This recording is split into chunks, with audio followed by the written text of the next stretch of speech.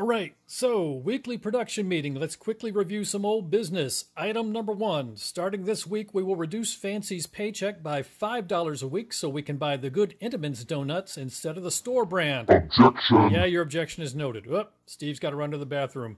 Okay, item number 2.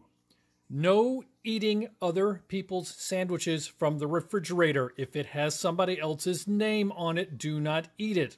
I'm looking at you, Fancy. And finally, new business. We heard back from our special effects team. Yes, they sent us a new animatronic. Now, I was initially kind of disappointed because he doesn't seem to do anything, but they tell me that, once again, it's just a matter of pressing the activator pad, which in this case is not in his paw, but is located in one of the plates on his back. So, I'm going to reluctantly give this a try. So, here we go.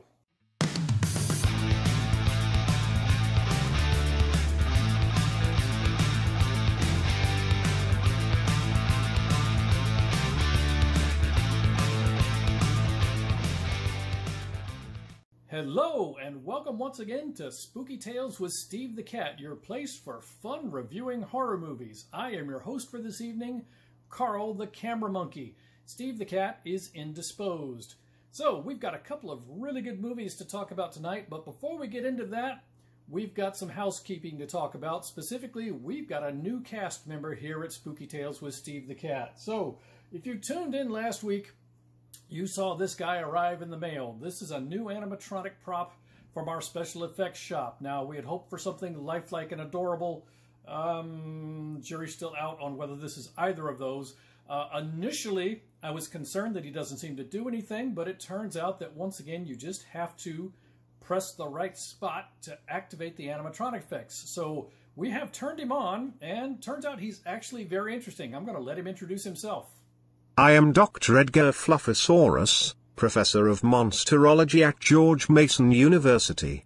I am the recipient of the prestigious Raymond Burr Award for Lifetime Achievement in the fields of kaiju studies and lyrical dance. So, you know, here at Spooky Tales with Steve the Cat, we're not filmmaking professionals. We're just enthusiasts, so we learn new stuff every week just like the rest of you. One thing that I did not know until this week is that every animatronic ever used in the history of filmmaking has been a vessel holding either a disembodied spirit or a demon.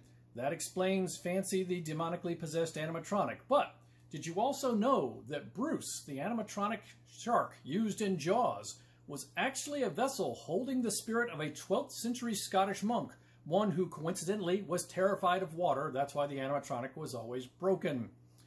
The giant bat that was used in Fright Night holds a demon named Heinrich, the goat hugger. Not exactly sure what that's all about, but that's who it is. And finally, we have the disembodied spirit of Professor Edgar Fluffosaurus here on staff with us. So, there you go. The good news is we now have a professional monster expert on staff. So we'll be letting Professor Fluffosaurus host a little segment of the show later on. But for right now, let's get to our movies.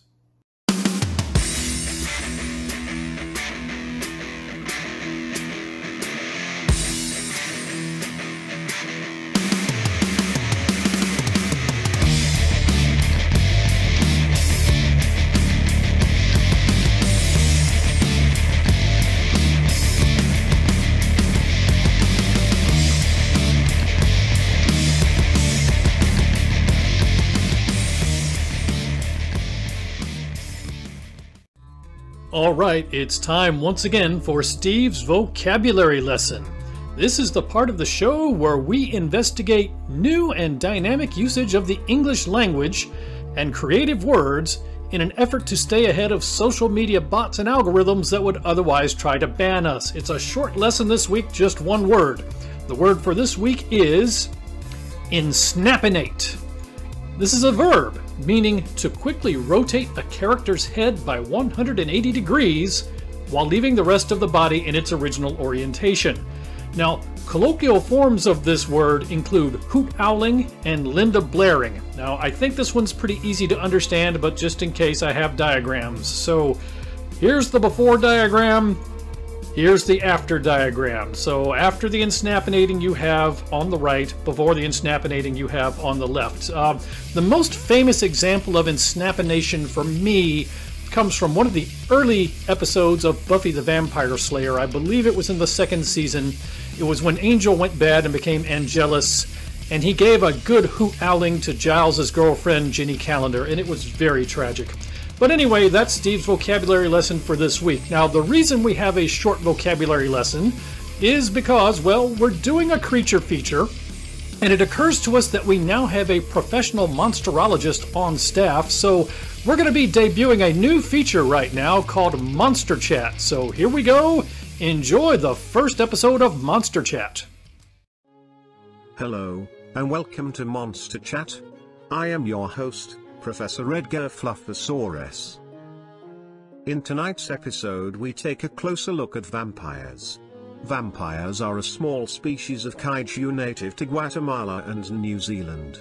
They have 2 heads, 6 arms, and breathe fire. Because of their small size, vampires tend to restrict their attacks to small coastal fishing villages, first knocking down huts, and then setting them ablaze with their fiery breath. Vampires are not large enough to attack large cities such as Tokyo or Osaka. They are vulnerable to surface-to-ground missiles, cryo-lasers, and black hole guns. Oxygen destroyers are not effective against vampires because vampires evolved in the cold vacuum of space and therefore do not require oxygen. However, vampires do consume large volumes of helium, which accounts for the vampire's distinctively squeaky voice. If you are ever confronted by a vampire, you should swat it on one of its noses with a rolled-up newspaper or magazine, as they are afraid of newsprint. This has been Monster Chat with Dr. Edgar Fluffosaurus. Thank you for joining me. Well, wasn't that great? I tell you, that's just the kind of A+ scholarship that you just can't find on Wikipedia. You can only find that caliber of academic accomplishment here on Spooky Tales with Steve the Cat. So yeah, that was interesting. So in the coming weeks, we will be investigating Professor Fluffosaurus's academic background and try to understand exactly where his PhD came from. But in the interim, let's talk a little more about vampires. Vampires are a staple of movies, going literally all the way back to the days of silent movies. They've been in every movie and TV environment imaginable. You're probably familiar with them already, so let's just hit a few of the high points. Vampires are undead. Their likes include blood, dark places, and gothic fashion. Their dislikes include wooden stakes, garlic, and holy water. Now, in most but not all vampire lore, vampires must be invited into your home, so they can't just sneak into your home and get you without some sort of invitation ahead of time. The most important thing about vampires, the one thing that I want you to take notes on and everybody must understand, is that vampires do not sparkle in sunlight. If there is anyone listening to this broadcast who thinks vampires sparkle in sunlight, please stop this feed now. That's just not an audience I need. Please just turn it off. Vampires do not sparkle in sunlight. So that's a little bit about vampires. So let's talk about the first film in tonight's double feature. This is a film called Eat Locals. There you see the poster right there. This is an action horror comedy. This was released in the year 2017, directed by Jason Fleming.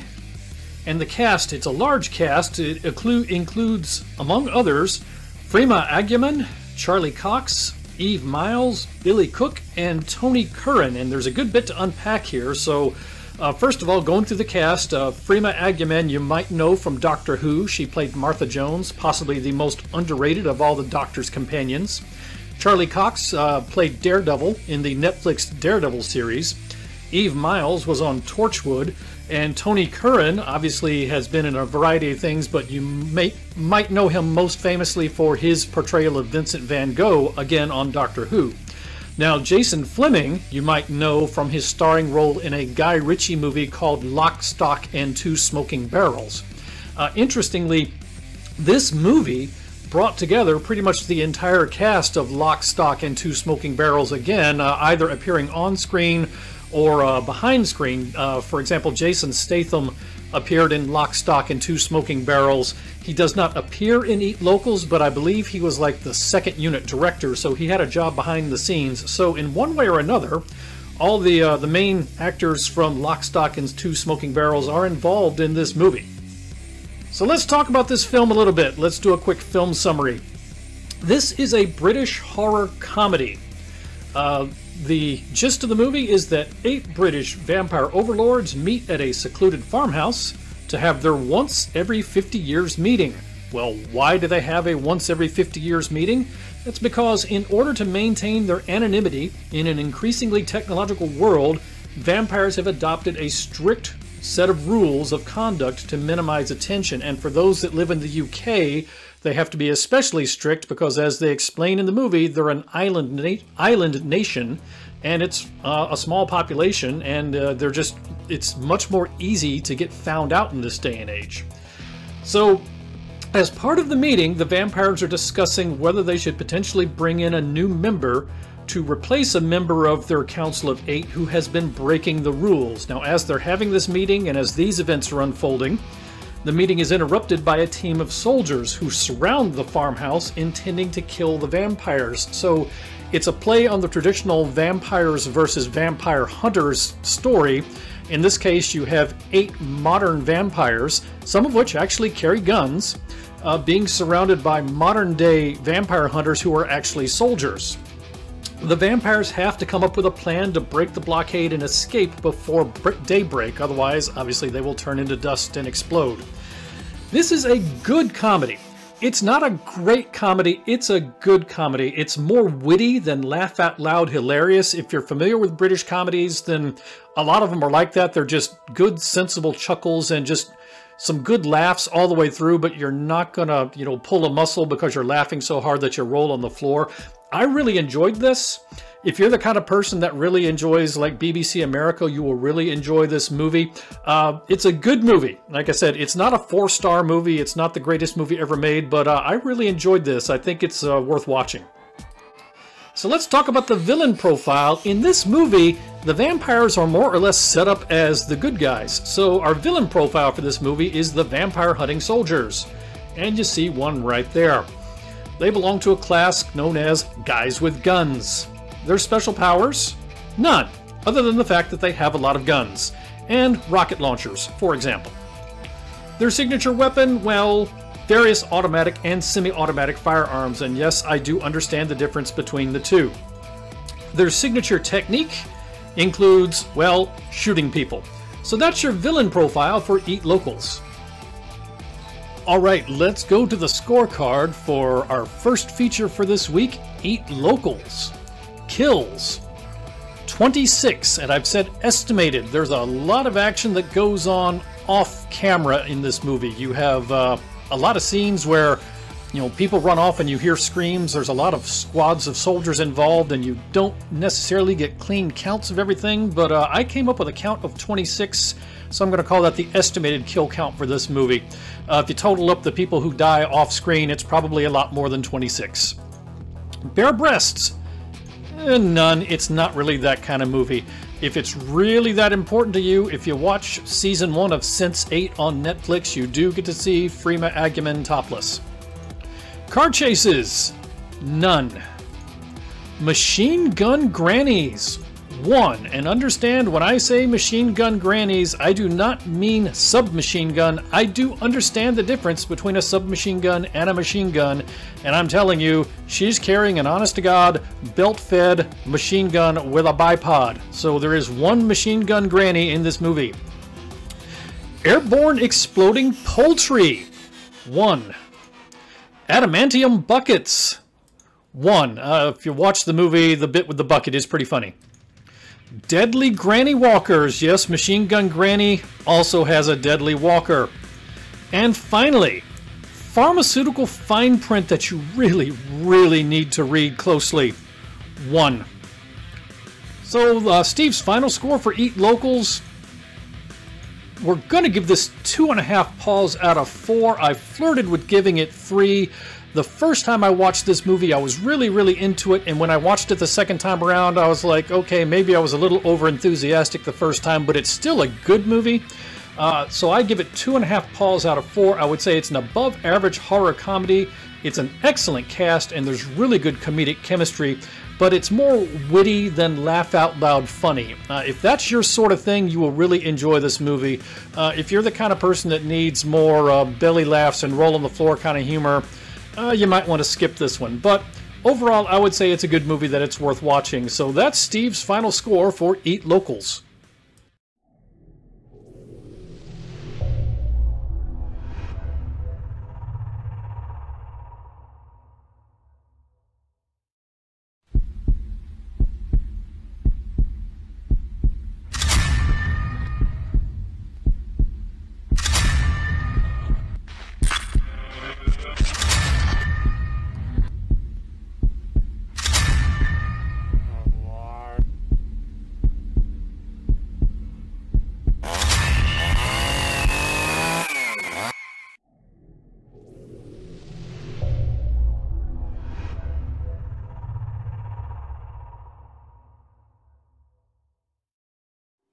All right, the second movie in our double feature for this evening is The Night Watchman.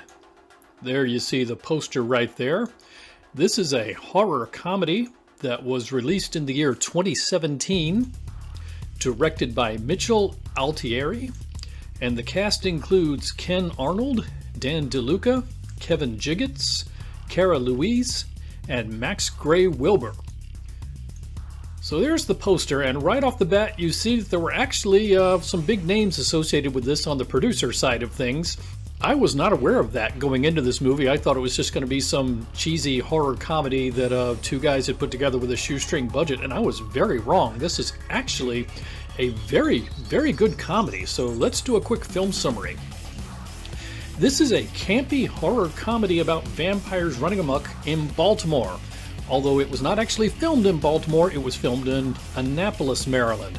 I don't know exactly why that is. I assume it has to do with the fact that nobody in his right mind ever sets foot in Baltimore if they can avoid it. This is a vampire movie, but it feels like a zombie movie. It feels a lot like, say, the old Return of the Living Dead, with maybe a little bit of killer clowns from outer space thrown in. When I say it feels like a zombie movie, you know, the way zombie movies unfold is that you start with one zombie, then one becomes two, two becomes four, four becomes eight, and soon you just have a zombie horde. And this movie unfolds very similarly, that the vampires just kind of run amok, turning other people, and you have a larger and larger and larger population of vampires running amok in the city. So as the movie starts, you have an unemployed drummer with no work skills, and he joins a team of 3, shall we say, ambition-challenged night watchmen who work at the offices of a weekly tabloid magazine. Now, on his first night on the job, the body of Blimpo the Clown, a local comedy legend who recently died while on tour in Romania, is delivered to the offices by mistake. Now, there is a laboratory down the street. The coffin is delivered to the tabloid magazine instead of the laboratory by mistake. Unbeknownst to everyone in the building, Blimpo is in fact a newly sired vampire, which, you know, you can figure out because he died in Romania, and apparently everyone in Romania is a vampire. And soon the office, as well as the entire city, is overrun by a horde of vampires. This movie is very campy, and there's lots of blood, and there is a fair bit of raunchy humor. You've got flatulence humor, you've got marijuana humor, you've got poop humor, you've got a lot of different humor in this. This is a very different kind of comedy from our first movie, Eat Local. This is much more of an in-your-face belly laugh kind of movie. This movie is surprisingly well made. I found it very funny. I was very pleasantly surprised by this movie. It was much funnier and frankly, much better quality movie than I expected going in. It has a very likable cast. The 3 Night Watchmen remind me very much of the 3 guys that work with Paul Rudd in the Ant-Man movies. There's just a lot of good chemistry between them. They just play off each other really well.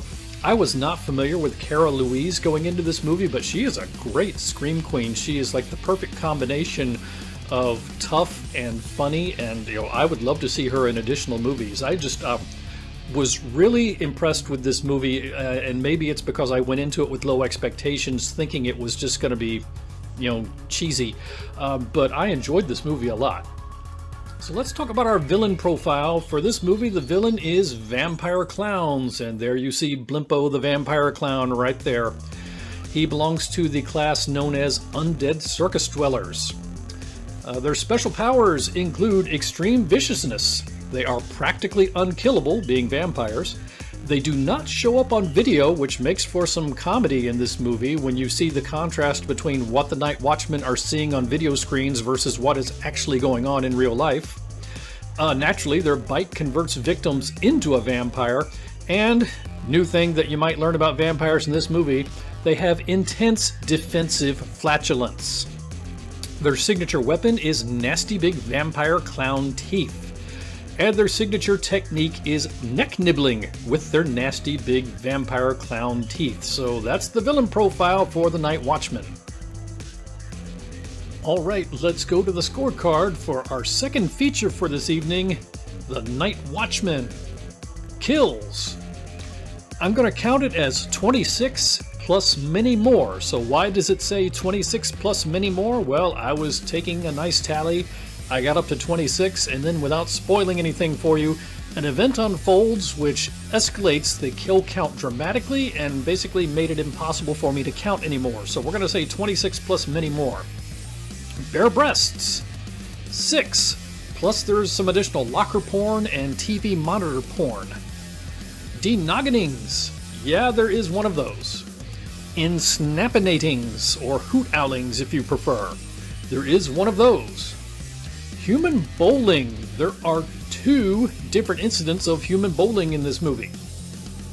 Cougar vampire booby squeezes. Now understand, when I say cougar vampire, I do not mean a vampire of a predatory cat. I mean a vampire of a predatory human female of a certain age. 1. That's one occurrence. It's actually 2 boobies, 2 hands, but 1 occurrence. Honestly, I'm not sure how to score this. The rules on this are kind of elastic. This is not something we have to deal with very often when scoring movies for Steve's scorecard, so just kind of go with it. And finally, rich guys in suits who discover why rich guys in suits don't walk their dogs after dark in downtown Baltimore. 1. Yeah, this is possibly the most realistic thing in the history of movie making. A effete, wealthy man walking his little foofy dog after dark in downtown Baltimore is immediately killed. Now, understand, in the movie, he's immediately killed by a clown vampire, but in real life, he would be immediately killed just by something much more mundane. Steve the Cat headquarters is located in Northern Virginia, so I am not too terribly far from Baltimore, so I am fairly familiar with Baltimore.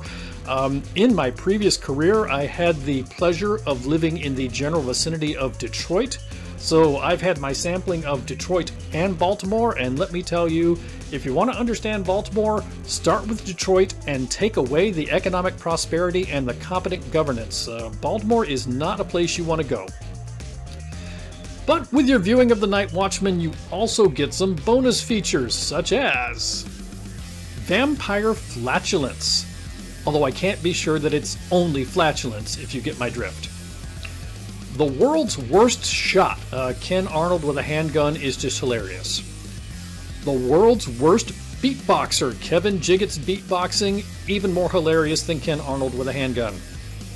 You get vampires hate meatball subs. At least they hate really good ones. You'll understand that when you watch the movie. That did not happen on True Blood. I watched every season. You have an 80s or maybe 90s style rock montage, which I just love. I love the tribute to the old school horror movies when they have like an 80s style rock montage in a modern movie. It was so great. You get a vampire girl-on-girl makeout session. Yes, you read that right. You get a vampire girl-on-girl makeout session.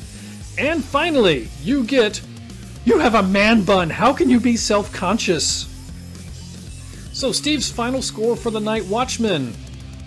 We're gonna give this 3 paws out of 4. It is a surprisingly enjoyable horror comedy with a lot of humor and a really likable cast. And this feels like a throwback to the old Return of the Living Dead, which for me is a huge plus. I have very fond memories of going to see Return of the Living Dead in its original theatrical release back when I was much younger, and it was just so funny. This movie reminds me of Return of the Living Dead in all the right ways. So that's Steve's final score for The Night Watchman. So we're almost to the end of yet another episode, but before we go, let's talk about some other stuff Steve watched this week. Number 1, Hostel Part 3. I wasn't even aware until recently that they had made a Hostel Part 3, so I had to watch it. This is a follow-up to Eli Roth's torture porn classic about a club of wealthy elitists who pay to torture and murder tourists. Now, in this chapter, we're dealing with a different branch of the Hunters Club. We're dealing with a branch that's located in Las Vegas. So instead of being over in Eastern Europe, we are now in the United States in Las Vegas with a different branch of the Hunters Club. That said, no. Run far away. Do not look back. This movie was not actually directed by Eli Roth. It is awful. And the thing is, it's boring. It's boring, and apart from the first killing, and if you're not a torture porn fan, just tune out for a second, but if you're looking for torture porn, there's really not a whole lot of it occurring in this movie. The killings are actually really mundane, with the exception of the very first one. It's like they only had a tiny bit of money to throw at the special effects budget, and so they spent that on the very first killing, and after that it was things like, a guy strapped to a chair and he gets shot with a crossbow a few times. I mean, sure, it's terrible to see somebody killed, but it's not really what you would expect in a torture porn kind of movie. So, no, there's nothing redeeming about this one, just no. Second movie, Metal Face. Yeah, a guy in a mask kills people while another guy watches on camera. Probably the most notably interesting thing about this movie is that the filmmakers honestly thought that, yeah, we're going to do 20 minutes of this movie where we show the lead character driving someplace. Now, understand, this is not driving someplace while they give exposition about the character or the story. It's just like 20 minutes of somebody driving someplace and worrying that she's not going to have enough gas once she gets there. And once she finally gets there, she's out of gas and she's very stressed out. But the people that she's there to meet do show up in a four-wheeler, and so there's another 5 minutes of her riding along in a four-wheeler. This is some god-awful filmmaking. It's just people riding around in vehicles. Run far away. Avoid Metal Face at all costs. Number 3, Goddess of Love. In this movie, a ridiculously beautiful woman descends into madness and obsession over a new boyfriend. Now, if you've seen enough movies like this, you kind of know how it's going to unfold. You watch things happen, and you tell yourself, okay, at the end of the movie, we'll find out which of those things actually happened for real and which only happened in her head.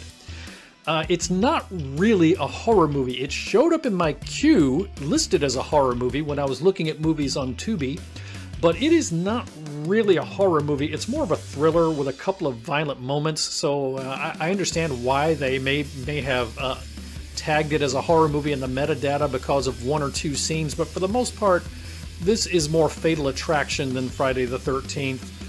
That said, it's not a bad movie, it's not a good movie, it's very mediocre if you know what you're in for and you're okay with that. If you're okay with a low-budget, unknown actor, Fatal Attraction kind of remake, fine. If you're looking for an actual horror movie, you want to stay away from this one, not because it's necessarily a terrible movie, just because it's not really what you're looking for.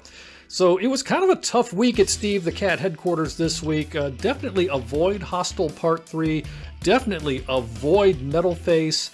Goddess of Love, only if you're really looking for an erotic thriller kind of thing with just a little bit of violence. Otherwise, I can't really recommend any of these. So that is a very disappointing week of other stuff Steve watched this week. Well, that brings us to the close of another episode of Spooky Tales with Steve the Cat. Join us again next week. We're hoping to score an interview with the demon Beelzebub because it turns out he inhabits the body of the drummer for a Chuck E. Cheese band in Cedar Rapids, Iowa. In the meantime, be good to each other, have a great week, and we'll talk to you again soon. Bye-bye.